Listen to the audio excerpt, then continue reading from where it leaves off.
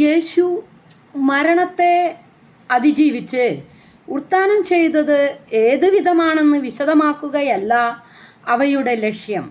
മറിച്ച് ഗുരുനാഥൻ തങ്ങളോട് കൂടെയുണ്ടെന്ന ശക്തവും വ്യക്തവുമായ അനുഭൂതി പ്രഘോഷിക്കുകയാണ്.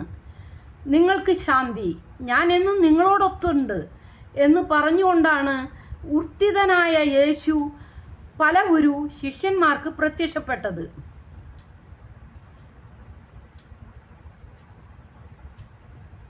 നഷ്ടപ്രജ്ഞരായ അവർക്ക് യേശുവിൻ്റെ പ്രത്യാഗമനം പുതിയ പ്രതീക്ഷയും ആത്മശക്തിയും പകർന്നു. അങ്ങനെ അവർ വീണ്ടും ഒന്നിച്ചുകൂടി. യേശുവിൻ്റെ രക്ഷാകർമ്മം തങ്ങളിലൂടെ തുടരുകയാണെന്നും യേശു പ്രഖ്യാപിച്ച ദൈവരാജ്യം തങ്ങളുടെ പ്രവർത്തനത്തിലൂടെ വിടരുകയാണെന്നുമുള്ള ബോധ്യത്തിൽ അവർ പൂർവാധികം ഉത്സാഹത്തോടെ കർമ്മനിരതരാകാൻ തുടങ്ങി. ഞങ്ങളാണ് ദൈവജനം, ഞങ്ങളാണ് അഭിനവ ഇസ്രായേൽ. ഈ ബോധത്തിൽ അവർ ദൈവത്തിൻ്റെ വിമോചന പ്രക്രിയ പ്രഖ്യാപിക്കുവാൻ ആരംഭിച്ചു. അപ്പോസ്തല പ്രവർത്തനം 3:25, ഗലാത്തിയ 3:29, റോമ 9:8, 1 കൊറിന്തോസ് 10:18, 1 പത്രോസ് 2:9.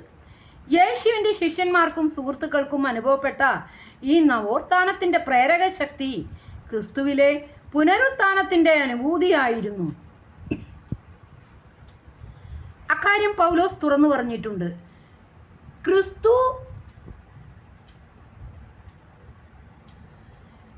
ക്രിസ്തു ഉയർപ്പിക്കപ്പെട്ടിട്ടില്ലെങ്കിൽ ഞങ്ങളുടെ പ്രസംഗം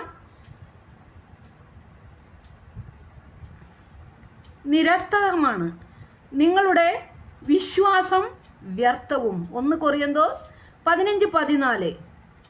എല്ലാം നവീകരിക്കുന്ന ദൈവം ശിഷ്യന്മാരുടെ ഭാഗത്തു നിന്ന് പുനരുത്ഥാനത്തെ മനസ്സിലാക്കാൻ ശ്രമിക്കുമ്പോൾ വ്യക്തമാകുന്നത് യേശു രക്ഷകനും നാഥനുമായി തങ്ങളോടൊത്തുണ്ട് എന്ന് അവർക്കുണ്ടായ അനുഭൂതിയാണ്.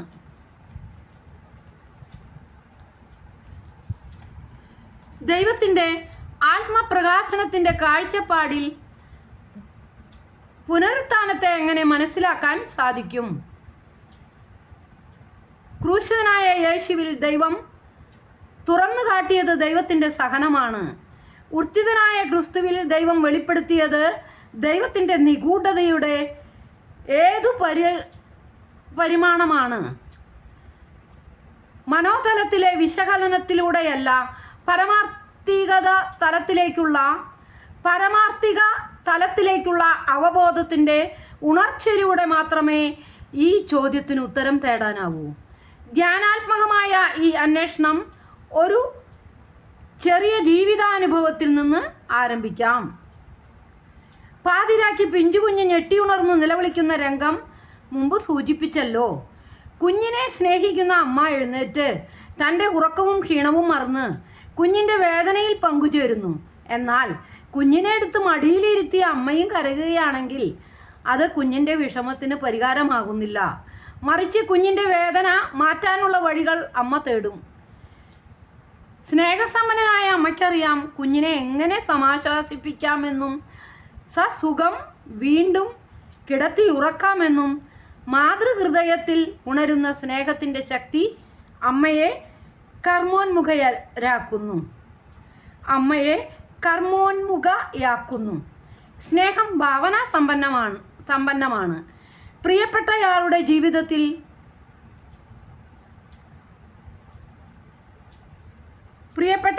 ജീവിതത്തിൽ പുതിയ നാമ്പുകൾ വിടർത്താനുള്ള കൽപ്പനാ വൈഭവം അതിനുണ്ട്. സ്നേഹം സ്വർഗവിദഗ്ധമാണ്. സ്നേഹിതൻ്റെ വ്യക്തിത്വം വികസിപ്പിക്കാൻ പോരുന്ന ക്രിയാത്മക സംരംഭങ്ങൾക്ക് അത് ഊർജം പകരും. സ്നേഹം പ്രത്യാശ നിർഭരമാണ്.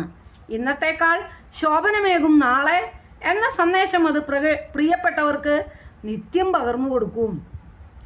സ്നേഹം ശാന്തിദായകമാണ്. അത് മുറിവുകൾ ഉണക്കും, മനസ്സിനെ സ്വസ്ഥമാക്കും, ഹൃദയങ്ങളെ കൂട്ടിവിളക്കും. സ്നേഹം നവജീവൻ്റെ തുടിപ്പാണ്. തളർന്നു കിടന്നതിനെ അത് തട്ടി ഉണർത്തും.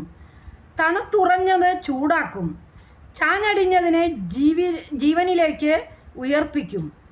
ദൈവത്തിലെ സ്നേഹത്തിൻ്റെ ഈ സ്വർഗ ചേതനയാണ് ഉത്ഥാനം ചെയ്ത ക്രിസ്തുവിലൂടെ ദൈവം മനുഷ്യന് വെളിപ്പെടുത്തിയത്.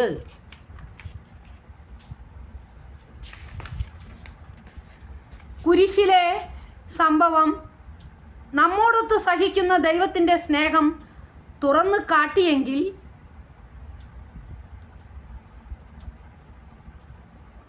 ഉത്ഥാനം നമ്മുടെ ജീവിതത്തിലെ സഹനം നിർമൂലനം ചെയ്യാൻ നമ്മോടൊത്ത് പ്രയത്നിക്കുന്ന ദൈവത്തിൻ്റെ സ്നേഹമാണ് പ്രകാശിപ്പിച്ചത്. കുരിശ് ദൈവത്തിൻ്റെ വ്രണിത ഹൃദയത്തിലെ സ്പന്ദനങ്ങൾ വ്യക്തമാക്കി. ഉത്ഥാനം ദൈവത്തിലെ സ്നേഹത്തിൻ്റെ സ്വർഗാത്മകത അനുഭവ വേദ്യമാക്കി. എമാനുവേൽ, ദൈവം നമ്മോടൊത്തുണ്ട്. സഹനത്തിലും നവസൃഷ്ടി കർമ്മത്തിലും ദൈവം നമ്മോടൊത്തുണ്ട്. പരമാർത്ഥത്തിൽ പുനരുത്ഥാനം യേശു എന്ന വ്യക്തിയിൽ ഒതുങ്ങിയ ഒരു സംഭവം എന്നതിനേക്കാൾ പ്രപഞ്ചത്തിൻ്റെ സാഹല്യ പരിവർത്തനത്തിലുള്ള ഐശ്വര്യ പ്രക്രിയയുടെ പ്രകടനമാണ്, രക്ഷാകര പ്രവർത്തനമാണ്. യേശുവിലെ ദിവ്യ സാന്നിധ്യത്തിൻ്റെ പ്രഭാപൂരിതമായ ആത്മപ്രകാശനം പ്രപഞ്ചത്തിലെ ഓരോ വസ്തുവിലും ഓരോ മനുഷ്യനിലും നടക്കുന്ന ദൈവാവിഷ്കരണത്തിൻ്റെ വെളിപ്പെടുത്തലാണത്. പ്രപഞ്ച വസ്തുക്കൾക്കെല്ലാം ജീവൻ്റെ ഉറവിടവും മനുഷ്യർക്ക് ആത്മജ്യോതിയുമായ യോഹന്നാൻ 1:5 ദിവ്യവചനം സൃഷ്ടികളിൽ പൂർണ്ണ വികാസം നേടുന്ന പ്രക്രിയയാണ് ഉത്ഥാനത്തിൽ അനുഭവവേദ്യമായത്.